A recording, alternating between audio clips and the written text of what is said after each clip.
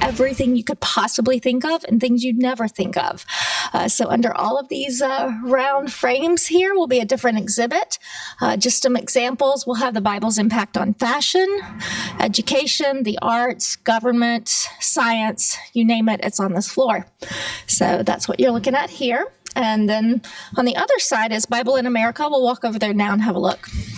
We are going to focus on the history of the Bible, the narrative, the stories of the Bible, and the impact. So this is the impact. You can see this closed-in box here. It was brought in by a huge crane when they first started building this because you couldn't get it in here now. Wow. It weighs, Shannon, 30,200 pounds. 38,200? 3,200. Oh, 32. Amazing. 3,200 pounds. And it represents a part of the Bible. The Bible speaks in several places about liberty and the freedom of individuals and the freedom of people. And so we have, what would you think? The Liberty Bell.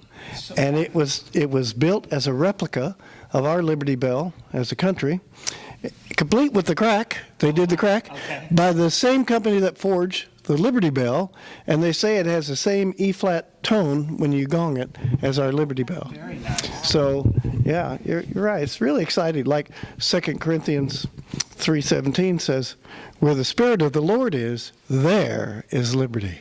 We have our Liberty Bell. And these will all be digital walls around us here, and whatever's going on the internet, on social media, on YouVersion that has to do with the Bible will show up here in real time. And then in the center, we'll have the Joshua machine, which is a video recording booth where you can record the Bible's impact on your life. You become part of the exhibit, and then your children and your grandchildren and their children and so on can come back and see your story. So it's a great legacy piece. And then we'll have 4 interactives here where you can create content for your social media. So it's a fun digital playground ride of Washington, D.C. It's brand new technology created by Boeing and NASA. And we're the second in the country to have it. Universal Studios is the first, and this will enable our guests to fly through Washington and see where there is so much scripture engraved on the buildings and the monuments right here in our capital. It makes you feel like you're taking off and wind hits your face, up you go. But the idea is to show the universality of Scripture. It's everywhere, and how it impacts our culture. So they'll go down to the Library of Congress and go inside and point out with laser all of the Scripture just in the main hallway. Then it'll go back out to the National Archives building and show Scripture, the Lincoln Monument, and show the Scripture. So people don't recognize how pervasive Scripture is in our culture, but it certainly is. Beginning of Nazareth Village. And they took pictures of rocks of old first century buildings, and then brought back all of those dimensions. They were made here. This is concrete, but each one had to be individually painted, so it took on the color of what you would have seen in first century Nazareth. The trees. We took all of our exhibit teams to Nazareth before they began the design process, and this team was really entranced by all the textures they ran into.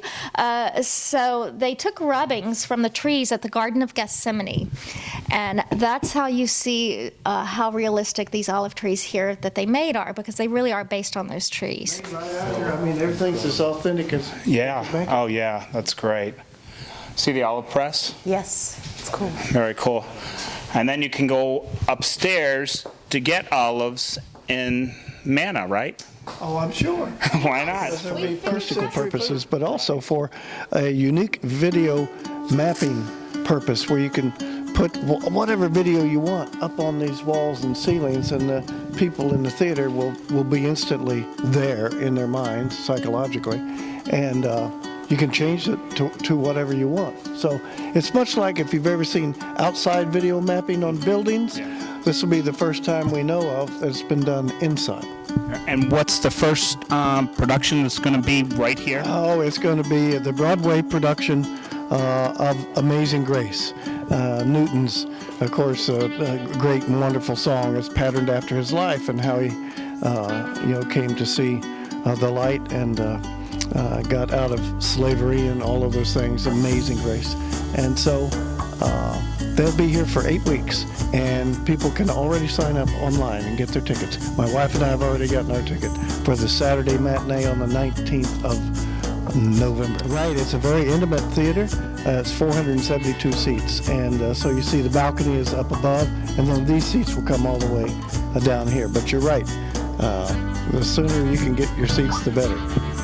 And we've had 6 of the major players in that production come to different Museum of the Bible events already, and I can tell you, they blow the house down, figuratively, of course.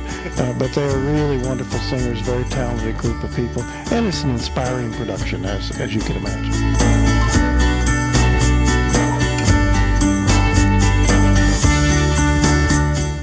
We want to exceed the expectations of every visitor who comes to this museum, and we do that by constantly changing exhibits. Some will be more permanent than others, of course, but there's always going to be something new, and some of our experts predict it'll take 9 8-hour days if you read everything or looked at every video as you came through here. So it's not one and done. You're going to be one, and then you'll want to come back, and then you'll want to come back, and we'll want to exceed your expectations again.